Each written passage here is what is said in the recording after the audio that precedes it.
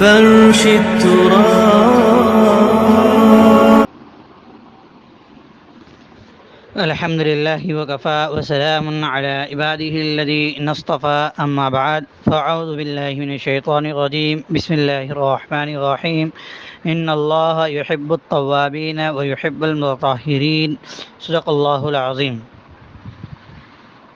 محترم حضرات،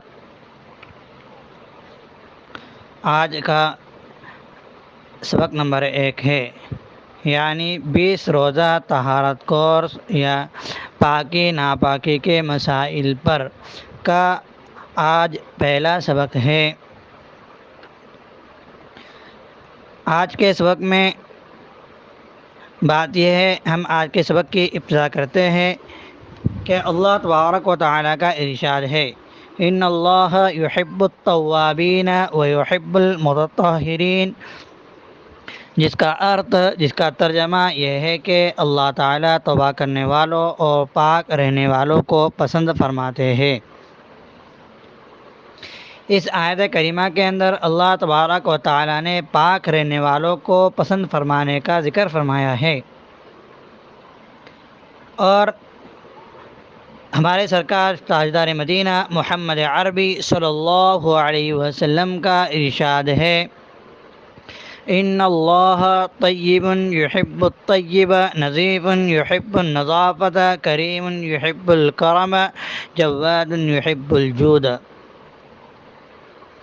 کہ اللہ تبارک و تعالیٰ پاکیزہ ہے، اللہ تبارک و تعالیٰ پاکیزہ ہے، پاک ہے اور پاکیزگی کو پسند فرماتے ہیں، نظیف یحب النظافت، صاف ستھرے ہے اور صاف ستھرائی کو پسند فرماتے ہیں، اور اللہ تبارک و تعالیٰ کریم ہے، شفیق ہے اور شفقت و کرامت کو پسند فرماتے ہیں۔ اور آگے سرکار نے فرمایا کہ اللہ تبارک و تعالیٰ سخی ہے اور سخاوت کو پسند فرماتے ہیں، اور آپ صلی اللہ علیہ وسلم نے اسی حدیث میں آگے فرمایا کہ نظفوا افنیتکم، کہ تم لوگ اپنے صحن کو، اپنے گھروں کے آنگن کو صاف ستھرا رکھو ہو، ولا تشبہوا بالیہود، اور یہود کی مشابہت اختیار نہ کرو، یعنی یہود لوگ اپنے گھر کے آنگن کو گندا رکھتے تھے، تو آپ صلی اللہ علیہ وسلم نے فرمایا کہ یہود کی طرح اپنے گھروں کے آنگن کو گندا مت رکھو، گھر کے صحن کو گندا مت رکھو، بلکہ گھر کے صحن کو پاک صاف رکھو۔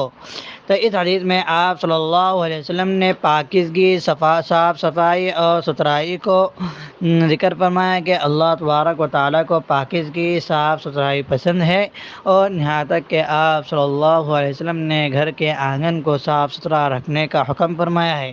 جب سرکار نے گھر کے آنگن کو صاف ستھرا رکھنے کا حکم فرمایا، تو اس سے معلوم ہوتا ہے کہ پھر اپنی ذات کو، اپنے کپڑوں کو صاف ستھرا رکھنا کتنا ضروری ہے۔ اور آپ صلی اللہ علیہ وسلم کا ارشاد ہے، الطہور شطر الایمان، یہ مسلم شریف کی روایت ہے، ترجمہ ہے پاکیزگی ایمان کا حصہ ہے، یعنی طہارت اور پاکیزگی عبادات کے لیے بنیادی شرط ہے، ضروری شرط ہے، ضروری چیز ہے، جس کے بغیر نماز صحیح نہیں ہوتی۔ اور آپ صلی اللہ علیہ وسلم کا ارشاد ہے کہ مفتاح الجنت الصلاۃ ومفتاح الصلاۃ الطہور، جنت کی کنجی نماز ہے، جنت کی چابی نماز ہے، اور نماز کی چابی طہارت ہے۔ اور ترمذی شریف کی پہلی روایت میں ہے کہ لا يقبل اللہ الصلاۃ الا بطہور، کہ اللہ تبارک و تعالیٰ بغیر طہارت کے نماز کو قبول نہیں فرماتے، اللہ تبارک و تعالیٰ اسی نماز کو قبول فرماتے ہیں جو طہارت کے ساتھ ادا کی گئی ہو۔ اور ایک چھوٹی سی کتاب جو مکاتب میں بچوں کو پڑھائی جاتی ہے، اس میں آپ صلی اللہ علیہ وسلم، اس میں مفتی کفایت اللہ صاحب نے لکھا ہے کہ جو شخص بغیر طہارت کے، بغیر وضو کے نماز کے لیے کھڑا ہو جائے وہ کافر ہے۔ تو نماز کا پڑھنا ہر مسلمان کے لیے ضروری ہے، اور نماز کے صحیح ہونے کے لیے پاک اور صاف ہونا ضروری ہے۔ بغیر پاکی کے، بغیر طہارت کے نماز صحیح نہیں ہوتی۔ تو جب نماز پڑھنا ہر مسلمان کے لیے ضروری ہے تو طہارت کا علم حاصل کرنا، طہارت کے مسائل کو جاننا، پاکی کو جاننا، ناپاکی کے مسائل کو جاننا کہ آدمی کب پاک رہتا ہے، کب ناپاک ہوتا ہے، ان سب کو جاننا ہر مسلمان کے لیے ضروری ہے۔ اب طہارت کہتے کسے ہے؟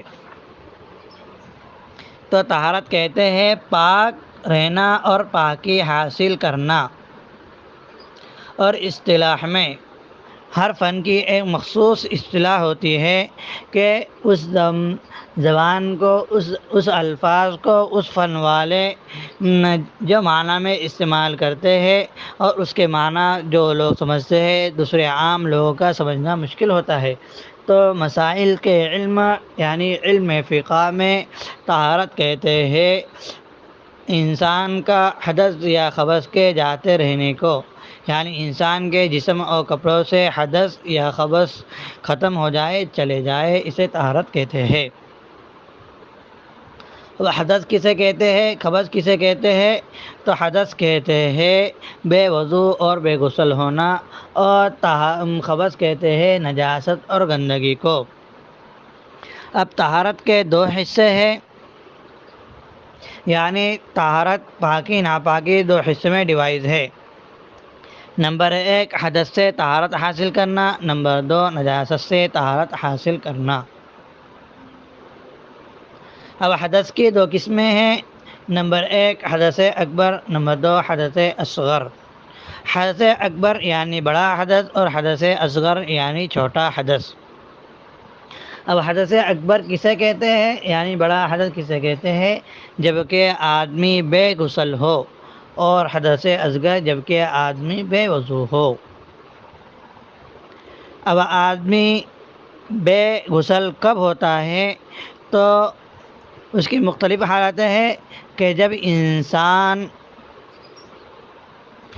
کی منی نکل جائے، یعنی شہوت کے ساتھ اسے جنابت لاحق ہو جائے، اس کی منی خارج ہو جائے تو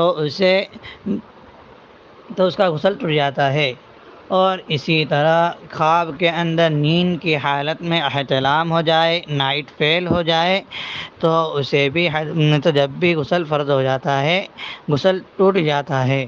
اور اسی طرح جب میاں بیوی زوجین آپس میں ملاقات کرے اور ہم بستری کرے تو جب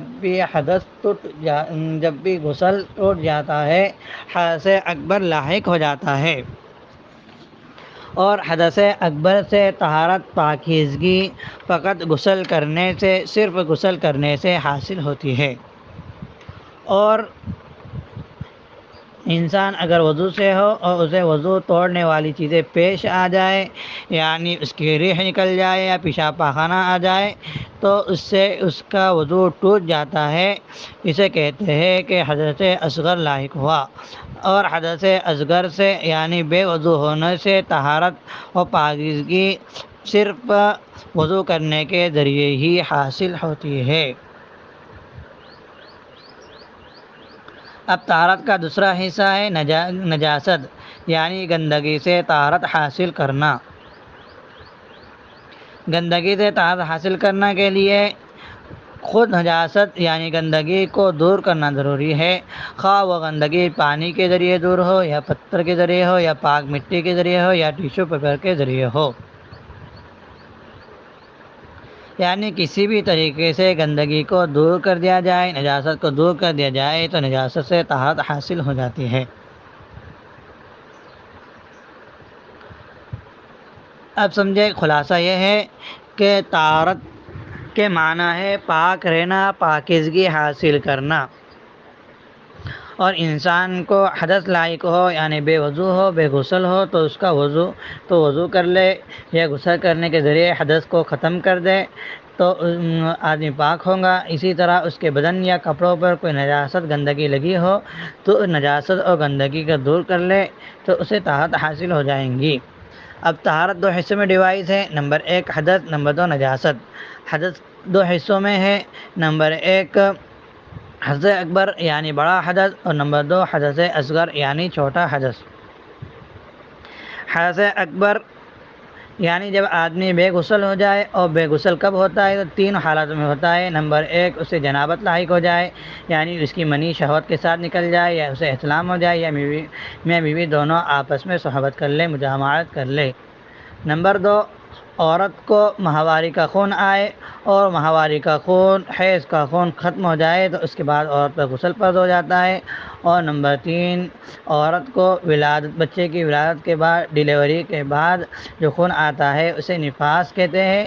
تو یہ نفاس کا خون جب ختم ہو جائے تو اس پر غسل فرض ہو جاتا ہے۔ اور جب غسل فرض ہو جاتا ہے، آدمی غسل کر لے تو سمجھو حدث اکبر ختم ہو گیا، زائل ہو گیا۔ اب آدمی کا جنوبی ہونا اور حیض و نفاس کے بارے میں تفصیلی احکام آگے انشاءاللہ تعالی بیان کیے جائیں گے۔ اور نجاست سے طہارت یعنی آدمی کے جسم پر، کپڑوں پر کوئی گندگی لگی ہو تو اسے وہ دور کر دے، پانی کے ذریعے دور کرے، یا ٹیشو پیپر کے ذریعے دور کرے، یا پتھر کے ذریعے دور کرے، یا مٹی کے ذریعے دور کرے۔ تو ان دور کرنے کے طریقے، نجاست کو ختم کرنے کے طریقے، اور کون سی چیز ناپاک اور گندگی ہے تو اس کا احکام بھی، اس کے مسائل بھی آگے بیان کیے جائیں گے۔ اور نجاست کو دور کرنے کا ذریعہ سب سے اہم اور سب سے ضروری اور سب سے پہلا درجہ پانی کا ہے۔ تو انشاءاللہ تعالی کل پانی کے احکام بیان کیے جائیں گے۔ اور ایک بات یہ سمجھے کہ آدمی جب بے وضو ہوتا ہے، بے غسل ہوتا ہے، تو اس کے جسم پر کوئی ناپاکی، کوئی گندگی نظر نہیں آتی، مگر شریعت نے حکم لگایا ہے، شریعت نے حکم دیا ہے کہ آدمی وضو کر کے، غسل کر کے پاک ہو جائے۔ یہاں پہ شریعت نے پاکی کا حکم دیا ہے، اس لیے وضو اور غسل کرنے کو طہارت حکمیہ بھی کہتے ہیں، یعنی شریعت کے حکم کی بنا پر طہارت حاصل کرنا، یعنی وضو اور غسل کے ذریعے طہارت حاصل کرنے کو طہارت حکمیہ کہتے ہیں۔ اور نجاست اور گندگی یہ آنکھوں سے نظر آتی ہے۔ اگر جسم پر لگ جائے تو ہم کہتے ہیں کہ اس کے جسم پر گندگی لگی ہے، اس کے کپڑوں پر گندگی لگی ہے، اس کا کپڑا گندا ہو گیا ہے، تو حقیقت میں یہ گندگی نظر آتی ہے۔